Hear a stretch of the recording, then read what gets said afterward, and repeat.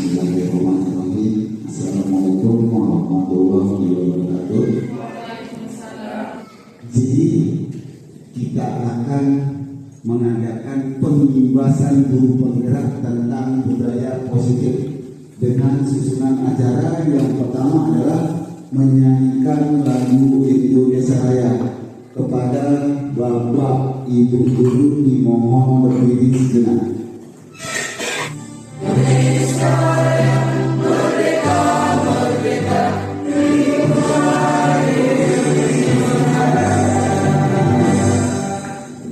Silakan Bapak Ibu duduk bersama. Selanjutnya acara yang kedua, sambutan dari Kepala SDN 2 Purwokerto. Kepada beliau kami persilakan. Bismillahirrahmanirrahim. Assalamualaikum warahmatullahi wabarakatuh. Guru penggerak itu tidak berada di satu orang dulu. Mungkin inilah yang namanya melalui guru penggerak di berbagai macam pertemuan. Sekedar ini lebih kurang mohon maaf.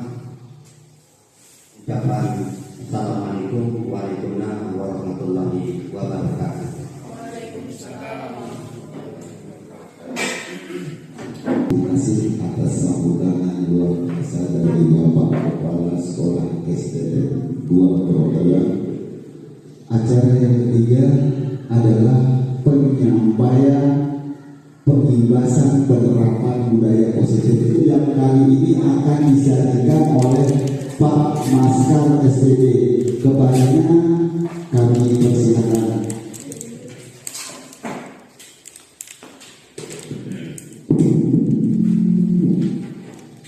Bismillahirrahmanirrahim. Assalamualaikum warahmatullahi wabarakatuh.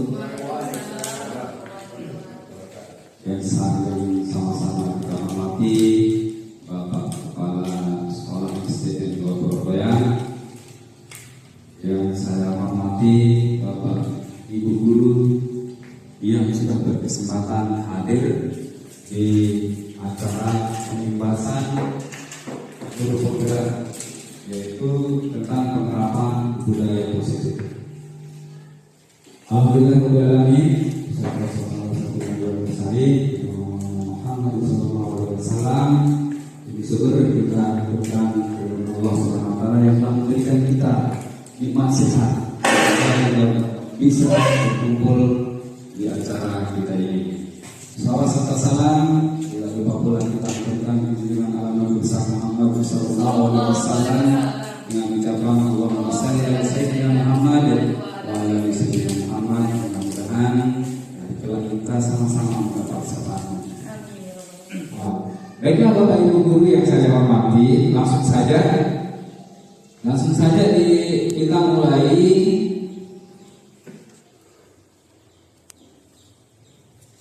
caranya. Ini adalah pembahasan penerapan budaya positif di modul 1.4 oleh saya selaku CGP Angkatan 10 Lombok Timur dari SDN 2 Purwokerto yang tempat kita mengajar ini. Kita lanjut Bapak Ibu guru.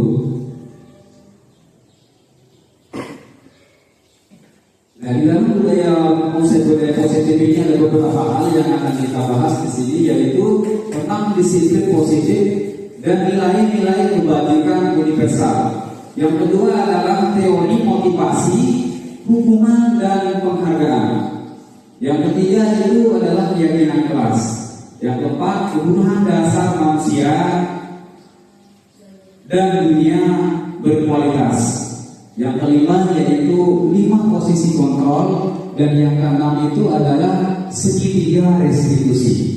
Tetapi sebelum kita mulai masuk ke tahapan-tahapan yang akan kita bahas ini, biar lebih semangat, biar kepala kita lebih fresh, biar kita merasa bosan, gimana kalau kita adakan deskripsi sedikit saja, biar tidak terlalu kaku. Nanti walaupun jamnya sedikit, kita sudah kita lalui, tetapi bosannya sudah dapat. Maka dari itu, biar lebih fresh, biar lebih semangat, kita adakan sprinting dulu.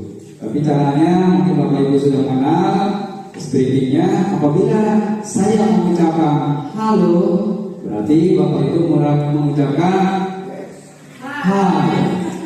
Kalau saya mengucapkan hai, Bapak Ibu guru mengucapkan itu berarti Bapak Ibu sudah bisa sesuai. Mungkin sprinting ini sudah biasa dilakukan di dalam kelas Bapak Ibu guru masing-masing.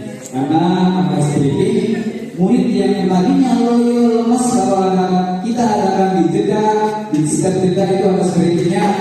Mungkin motivasi dan semangat siswa kita akan menggembu-gembu lagi seperti sebiasa. Oke, kita mulai. Sudah siap? Oke, kita coba. Hai. Halo. Hai. Hai. Halo. Oke, terima kasih. Juga sekarang Ibu Atum sudah mulai tersenyum-senyum. Ibu guru agama juga sudah mulai bersenyum-senyum, walaupun senyumnya agak simpul-simpul sedikit, tidak terlalu mulut dan terlalu lebar. Oke, baiklah Bapak Ibu Bapak yang saya hormati, kita lanjut di pembahasan yang pertama tentang apa makna dari kata disiplin. Kata disiplin ini mungkin Bapak Ibu guru sudah sering sekali mendengar kata disiplin. Kata disiplin sudah tidak asing lagi bagi kita. Entah itu di dalam dunia pendidikan atau di dunia-dunia lain, bukan di dunia alam yang nyata, tetapi di tempat-tempat lain. Kata disiplin ini sering sekali diterapkan. Seperti yang disampaikan oleh Bapak pendidikan kita, yaitu Bapak Kiai Dewantara, menyatakan bahwa untuk menciptakan siswa yang merdeka, maka syarat utamanya harus mempunyai disiplin yang kuat. Maka di setiap sekolah, di setiap instansi lain, walaupun tidak di dinas pendidikan, disiplin ini sangat diterapkan. Nah, maka disiplin ini akan kita terapkan untuk siswa-siswa kita, untuk menciptakan siswa yang merdeka. Maka syarat utamanya harus mempunyai disiplin yang kuat, yaitu disiplin diri yang berasal dari motivasi internal peserta didik kita itu sendiri.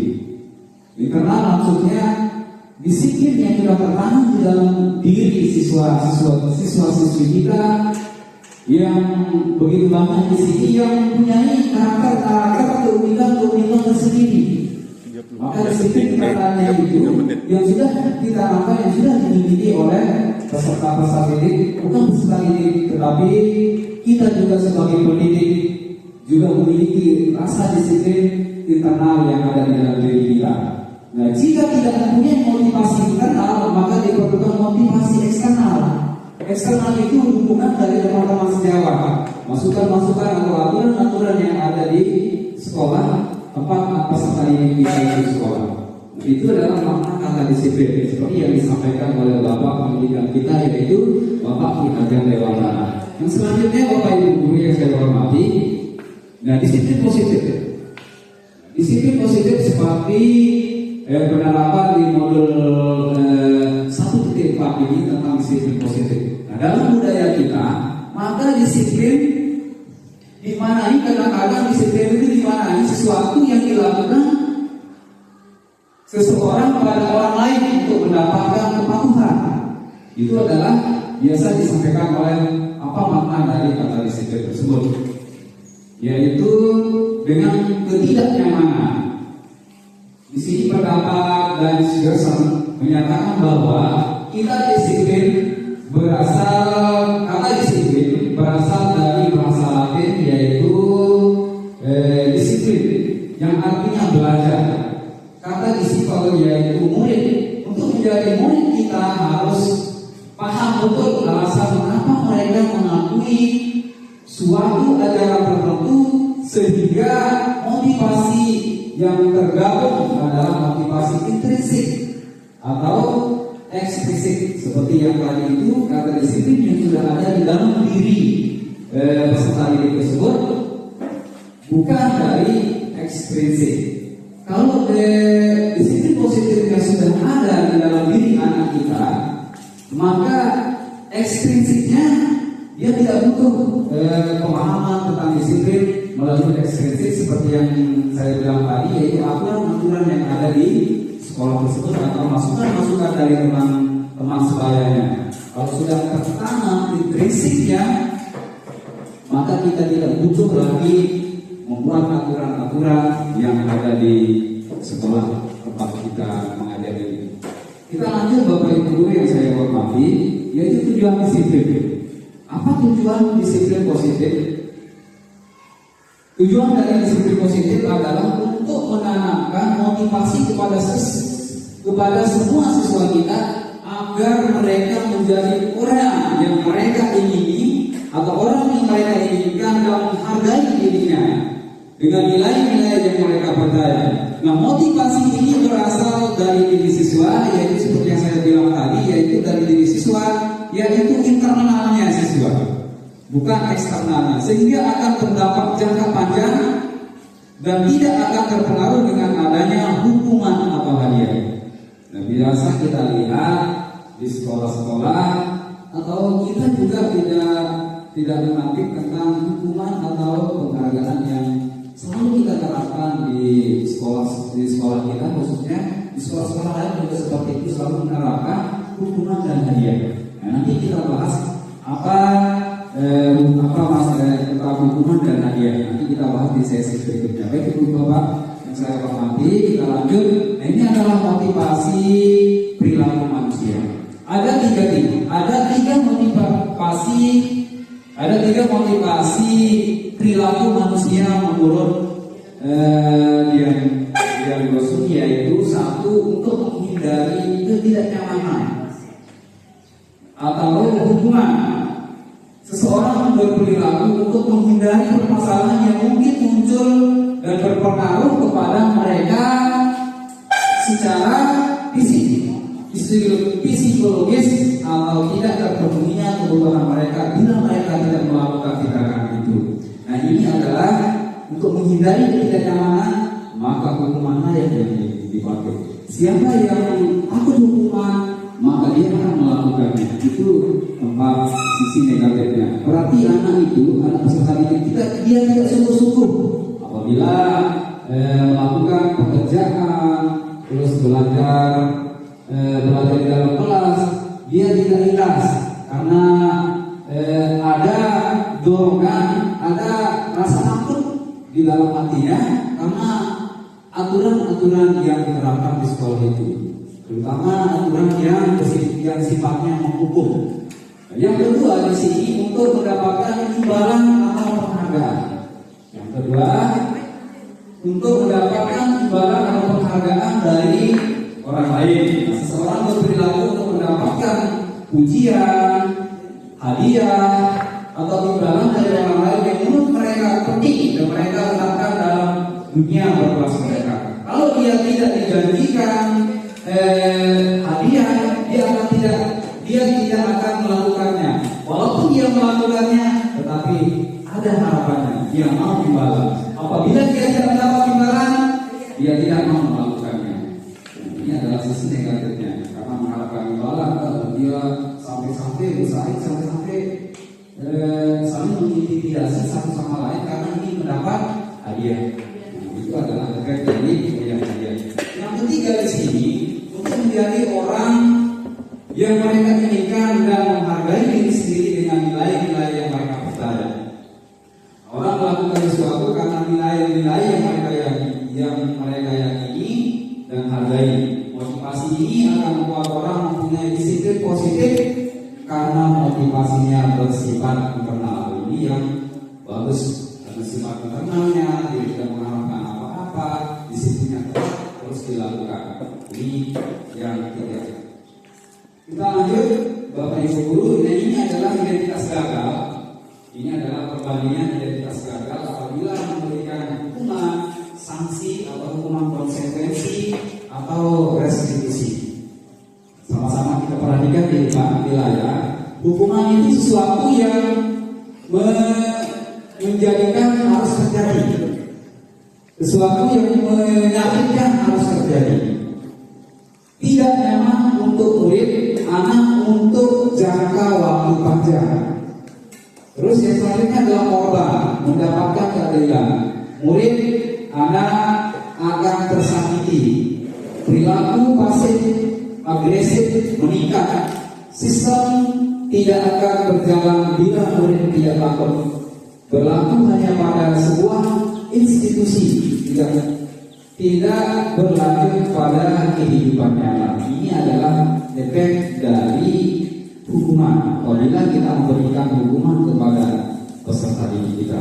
Seperti yang sudah kita baca, yaitu kenyamanan menyakitkan harus terjadi. Kadang-kadang peserta didik kita ada yang sakit karena sudah dihukum. Hukuman itu ada yang berupa fisik, terus ada juga kata-kata, itu berupa verbal. Verbal itu adalah hukuman yang menggunakan kata-kata tetapi menyakitkan. Kata-kata yang walaupun nanti hukumnya sudah keluar, masih teringat Pak Guru ini sudah mengatakan saya seperti ini, dia tidak akan bisa melupakan. Itu adalah hukuman yang berupa verbal. Sedangkan hukuman yang berupa fisik, kadang-kadang kita memakai kayu atau memakai sapu, kadang-kadang anak kita bisa bekas kayu itu bisa membekas. Kadang-kadang itu juga tidak akan bisa dilupakan oleh anak-anak kita, walaupun sampai tua nanti. Oh, ibu guru ini yang sudah memukul saya. Oh, ibu pak guru ini yang sudah menggeber telinga saya. Nah, kadang-kadang ada rasa ingin menularkan apa yang sudah dilakukan di waktu dia masih kecil tadi. Oh, saya akan membalas adik-adik kelas saya karena saya sudah dijewer adik-adik saya. Kadang-kadang penjara geler-geler teman-temannya. Nah, itu efeknya dari hukuman yang berupa fisik dan verbal. Yang selanjutnya itu adalah sanksi konsekuen. Sanksi konsekuen ini sesuatu yang terjadi. Yang kedua, tidak nyaman untuk murid anak untuk jangka waktu pendek. Contohnya di sini, dia terlambat karena dia tidak memakai sepatu. Terus kita suruh anak kita untuk bersihkan WC. Apa hubungannya bersihkan WC dengan pembelajaran? Nah, itu adalah contoh konsekuensi. Ya, restitusi. Restitusi ini adalah merupakan pilihan penguatan untuk murid anak dalam jangka waktu panjang. Dengan restitusi ini kita mencari solusi. Solusi bagaimana cara kita memecahkan masalah yang dihadapi oleh anak kita tersebut. Nanti pendalaman materinya ada di sesi berikutnya. Nah, kita lanjut saja dulu, Bapak Ibu Guru. Ya, yang ketiga adalah keyakinan kelas. Keyakinan kelas ini, kalau kita sebut keyakinan kelas, maka akan timbul pertanyaan kita, kenapa tidak aturan? Kenapa keyakinan?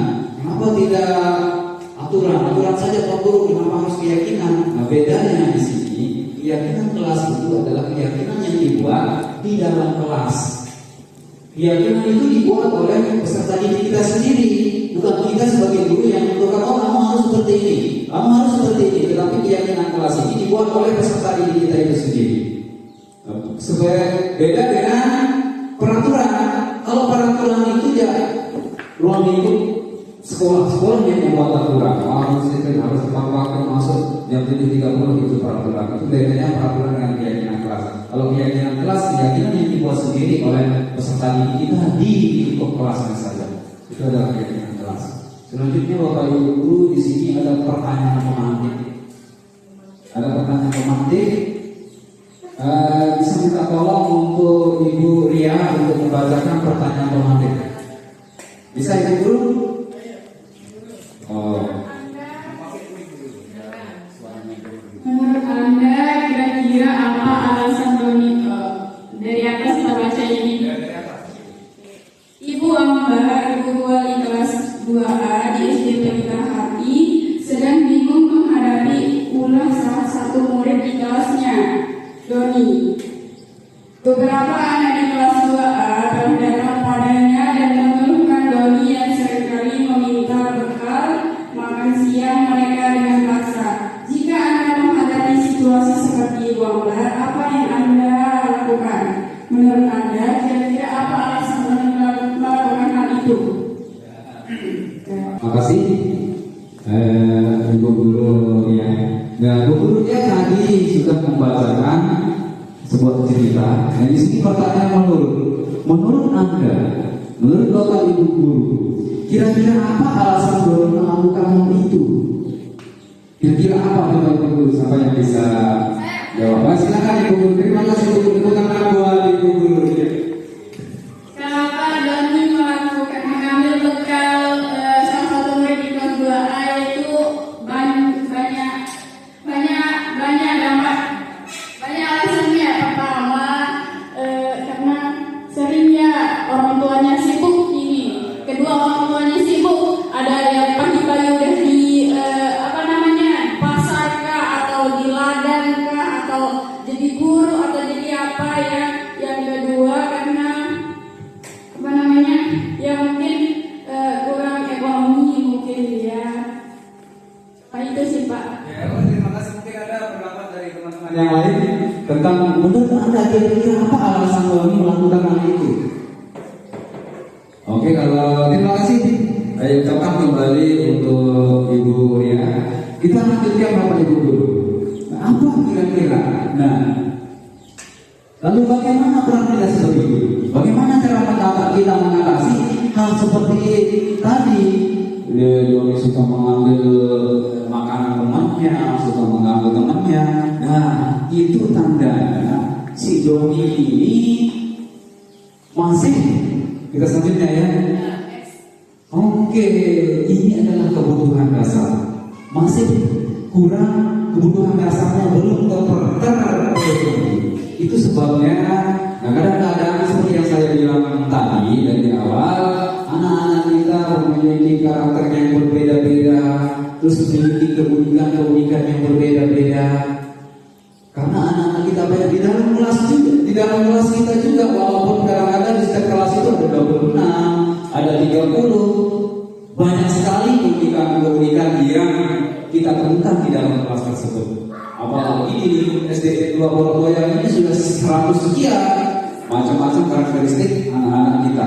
Nah, seperti yang dibacakan oleh Ibu Ria tadi, berarti Doni itu masih kebutuhan hidupnya belum terpenuhi. Nah, kebutuhan dasar manusia menurut William Glasser, di sini ada 5 kebutuhan manusia, kebutuhan dasar manusia.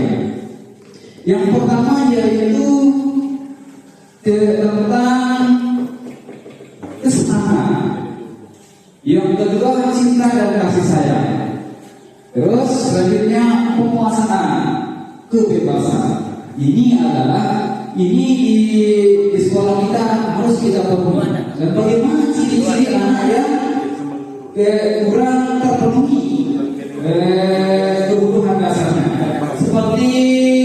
Seperti Bapak pendidikan kita di Hajar Dewantara mengibaratkan pendidikan itu seperti petani.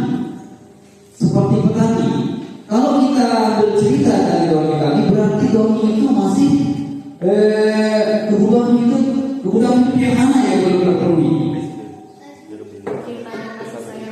Kesenangan, kita kasih sayang, penguasaan, kebebasan, bertahan hidup. Kira-kira menurut Bapak Ibu, kebutuhan Doni yang belum terpenuhi di sini yang mana? Bertahan hidup. Karena Doni itu manusia itu butuh bertahan hidup.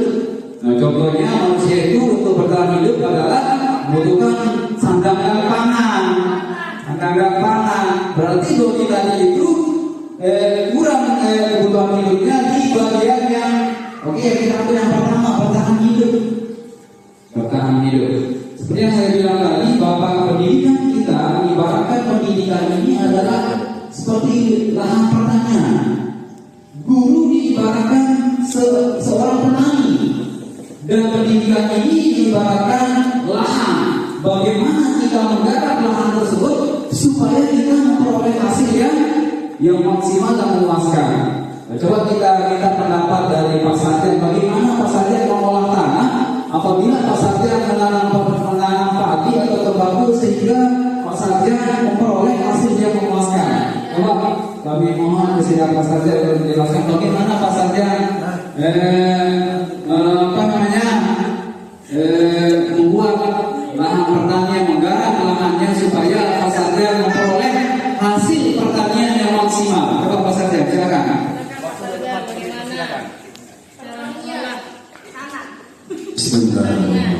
Assalamualaikum warahmatullahi wabarakatuh. Sebenarnya tentang pemupukan ya bukan satu kali sebenarnya kita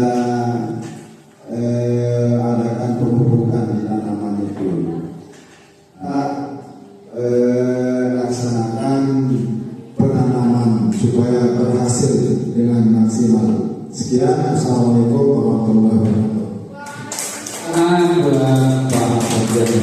Terima kasih saya ucapkan kepada Pak Sarjan yang memberikan penjelasan tentang bagaimana petani itu menggarap meter di papan dengan baiklah Bapak Ibu, ini adalah hasil dari Bapak Ibu posisi kontrol apa yang akan diterapkan nanti yang sudah ya Ibu Heli PDD. Nah, bagus itu Bu. Dan ini adalah penerapan posisi kontrol ya menurut guys dosen yaitu pemupuk, pemotong rasa kesalahan, teman, monitor, pemantau dan lain-lain. Selanjutnya Bapak Ibu kita lanjut. Nah, video yang tadi posisi kontrol apa ya? Ini posisi kontrol apa? Ibu Bapak sudah bisa mendapat gambaran posisi kontrol mana yang akan saya terapkan nanti di peserta didik kita.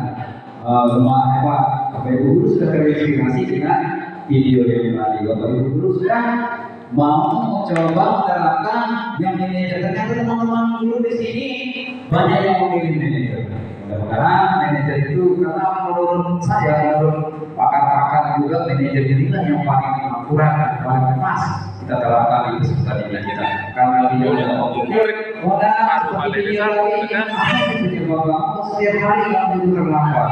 Oh ini guru saya misalkan kan kita tahu kita tiba-tiba mau lari makanan sekali pusat 1000 kali. Nah seperti itu kita tidak menanyakan apa masalah itu sehingga ada yang tidak terlambat. Oh nah kenapa sih kamu setiap hari guru lihat kamu terlambat terus? Oh ini guru saya membantu ibu saya di rumah mencuci atau mencuci piring atau menggendong adik saya tidak bisa sarapan sama guru dan tidak tahu berarti anak ini begini mana ini berarti begini solusinya. Kan kita sudah membuat kesepakatan kelas berarti anak ini sihir atau kamu sudah melanggar bisa saya bisa berubahnya dulu saya akan apa pagi lagi supaya saya bisa membantu ibu saya tidak bisa terlambat. Apakah bisa konsisten? Saya mencoba dulu. Seperti itu. Jadi permasalahan anak itu kenapa terlambat bisa kita tahu. Seperti anak kelas 5, saya sudah sebut karena kesepakatan kelas saya sudah buat di kelas 5. Kadang-kadang ada anak yang tidak masukkan tadi. Kalau di kelas 5 Anda masukkan tadi tidak boleh masuk. Tapi ada 2 siswa saya yang susah banget. Kadang-kadang nggak masuk, kadang-kadang bolos. Masuk aja di lapangan dari sekolah. Apa masalah? Saya sudah tanyakan. Alasannya apa? Kenapa kamu tidak masuk lagi? Ternyata celananya robek. Itu sebabnya anak itu tidak mau masuk lagi. Nah itu tahapan proses kontrol yang harus dikuasai oleh Bapak Ibu. Selanjutnya Bapak Ibu, kita ke tahap penghujung. Ini adalah restitusi. Menurut khusus restitusi ini merupakan proses di mana posisi bagi anak untuk memperbaiki kesalahan mereka, sehingga mereka bisa kembali pada kelompoknya dengan karakter yang lebih kuat. Restitusi dapat membantu siswa menjadi lebih punya tujuan, disiplin positif, memulihkan dirinya ketika berbuat kesalahan. Restitusi menguntungkan korban dan si pembuat kesalahan. Nah ini ada tiga restitusi. Ada 3 jenis restitusi. Selanjutnya Ibu Guru. Nah ini adalah tahapan segitiga restitusi. Nah seperti contoh yang sudah kita lihat video itu adalah tahapan restitusi juga. Yang menstabilkan identitas, menanyakan keyakinan, validasi tindakan yang sama seperti video yang pertama itu, pengambilan masalah-masalah itu. Nah, ini adalah tahapan masalah bagaimana cara kita mendidik anak kita mencari solusinya. Oh, kalau dia salah nggak usah langsung dipolis salah. Kita harus mencari dulu, menstabilkan identitasnya, terus menanyakan keyakinannya, karena kita sudah membuat keyakinan di dalam kelas. Selanjutnya adalah validasi tindakan yang salah. Oh, apa salah? Oh, ini solusinya. Oh, ini solusinya. Oh, tidak usah diulangi lagi. Siap, oh, kita sudah tahu permasalahannya, maka permasalahan yang sudah kita tahu itu dapat kita selesaikan dengan 3 tahapan, yaitu segitiga restitusi. Mungkin Bapak Ibu guru pernah mendengar atau sering mendengar itu tahapan-tahapan segitiga restitusi. Apakah Bapak Ibu guru sudah mendengarnya? Di posisi kontrol sudah Bapak Ibu guru ya. Sebelumnya dari belum juga Bapak Guru. Iya. Mudah-mudahan apa yang saya jelaskan kepada Bapak Ibu guru khususnya di SD 2 Borotoya pengetahuan kita menjadi lebih tinggi, karena kita sebagai manusia itu tidak akan berhenti untuk belajar terus belajar. Karena apa? Kadang-kadang kita itu malas karena takut. Bisa sebenarnya kalau menyediakan pemerintah itu kepada pendidikan, tidak sedikit loh dananya, guru, Bapak Ibu guru. Kita ikuti program-program yang diterapkan oleh pemerintah. Program-program itu tidak akan mengesankan kita juga. Program-program yang dibuat oleh pemerintah, malah kan tujuan pemerintah untuk mengeluarkan program-program tentunya untuk memajukan pendidikan.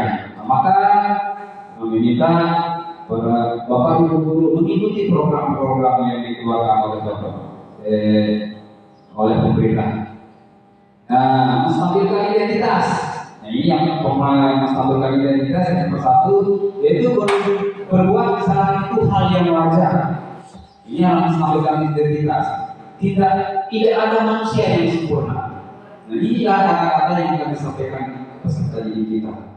Berbuat kesalahan itu hal yang wajar. Pak guru juga manusia, pernah berpuasa. Seperti itulah kata-kata yang akan kita sampaikan kepada peserta didik, supaya peserta didik itu tidak merasa doang. Tidak doang, sampai sekali. Lari dari lapangan sampai bisa misalnya. Nah, kalau di sini tidak boleh seperti itu. Kita ambil Bapak Ibu guru mas, terus validasi tindakan yang salah. Nah, validasi tindakan yang salah ini kata-kata yang akan kita keluarkan. Kamu pasti punya alasan mengapa bisa melakukan hal itu. Padahal kamu bisa melakukan hal yang lebih buruk dari ini. Nah, kamu patut bangga karena kamu telah melindungi sesuatu yang penting buat kamu. Kamu melakukan karena mempertahankan sesuatu yang penting bagi kamu. Kadang-kadang kan anak itu ngomong, seperti ini. Karena anak-anak itu mempertahankan sesuatu yang penting bagi dirinya itu. Kita lanjut Bapak Ibu. Nah, ini menanyakan keyakinan. Kamu tidak tahu, tidak keyakinan kelas kita yang kita buat. Nah, kalau keyakinan kelas saya sudah terapkan di kelas 5, antusias sekali anak itu membuat keyakinan kelas. Maka keyakinan kelas tidak mau dia langgar. Karena apa? Karena dia sendiri yang buat keyakinan itu. Pelan-pelan dia sendiri yang buat. Belum saya masukkan baju, keluar ada yang masukkan baju. Kenapa dia masuk? Karena dia membuat keyakinan dalam kelasnya. Itu hebatnya keyakinan kelas. Mudah-mudahan Bapak Ibu guru bisa menerapkan atau bisa membuat keyakinan kelas pada kita. Sangat manusia. Ada videonya di sini Bapak Ibu guru. Terus kalau bedanya, sama bagaimana cara kita membuat keyakinan kelas, kita sampaikan dulu hal yang baik. Nah, itu misalnya, tidak boleh terlambat. Tidak boleh masuk seperti kalau tidak memakai sepatu, tidak boleh masuk kalau tidak masukkan baju. Nah, hal keyakinan dia tidak mau dia kita. Kalau kelas 1 itu kan beda ya. Kalau kelas 1 itu kan tidak bisa masuk, tidak bisa tulis kalau kelas 1 itu. Bisa dia ucapkan kalau kelas 1 beda cara membuat keyakinan kelas di kelas tinggi dengan kelas 1. Nah, kita kan di kelas 1, kelas 2 belum bisa tulis, maka dia bisa menyampaikan. Kita sampaikan, di poin 1, nomor 1 yang saya mau Pak Guru. Terus nomor 1. Nomor 3 Pak Guru. Kita buangkan. Nah, kita kalau di kelas 1. Kalau di kelas tinggi bisa kita sampaikan seperti ini. Ya, ini report dan bisa kita kasih kelas yang kita lihat. Antusias sekali anak kita kalau coba aja, sangat antusias. Nah, yang kedua nilai-nilai apa saja kan yang disepakati bersama. Dan tadi sudah kita sepakati di pembuatan ayat kelas itu. Dan seperti apa gambaran kelas yang ideal menurut kamu? Oh, kelas yang dulu. Ya, kita buat kelompok dulu. Kadang-kadang ada yang suka tidak berkelompok, yang tidak mau berkelompok. Ada yang suka senang sekali berkelompok. Nah, terus yang keempat, kamu ingin menjadi orang seperti apa? Nah, karena apa cita-cita, kita juga sudah dewasa ini apa cita-cita, apa namanya ya, kalau kita nggak ada cita-cita. Nah, cita-cita kita sebagai pendidik yaitu mencerdaskan anak-anak bangsa yang berkarakter, berbudaya sesuai dengan profil pelajaran Pancasila. Itu yang kita harapkan. Itulah cita-cita kita sebagai guru, supaya kita bisa mencerdaskan anak-anak didik kita, supaya menjadi anak yang cerdas, yang berkarakter, yang berbudaya, disiplin sesuai dengan profil pelajaran Pancasila. Nah, terima kasih Bapak Ibu guru. Mudah-mudahan apa yang saya sampaikan bisa diterapkan oleh Bapak Ibu guru di dalam kelas, dan mari kita berkolaborasi untuk memajukan pendidikan khususnya di SDN 2 Woyang. Terima kasih Bapak Ibu guru yang sudah berkesempatan hadir di acara pembimbingan penerapan budaya positif khususnya di SDN 2 Woyang. Terima kasih saya ucapkan kepada Bapak Kepala Sekolah yang sudah bersedia dengan sebelumnya. Apa hubungan beliau mungkin saya walahan dalam hal-hal atau di dalam pekerjaan pas pendampingan saya ke Bapak pengajar grafik saya dalam sekolah sudah. Yang pada kesempatan ini kami minta Bapak Haji Muhammad Nasir SPI untuk memimpin kami. Kepada beliau kami persilakan. Bismillahirrahmanirrahim. Assalamualaikum warahmatullahi wabarakatuh. Untuk menghadiri acara pembebasan guru penggerak sekolah kita SDN 2 Woyang, mari kita tutup dengan kita sama-sama memohon berdoa kepada Allah Subhanahu wa taala. Wassalatu wassalamu ala sayyidina Muhammad wa alihi Allahumma shalli ala Muhammad sallallahu alaihi wasallam. Kegiatan penerapan budaya positif. Mari Bapak Ibu kita nikmati proses untuk kemajuan pendidikan kita. Saya akhiri. Assalamualaikum warahmatullahi wabarakatuh.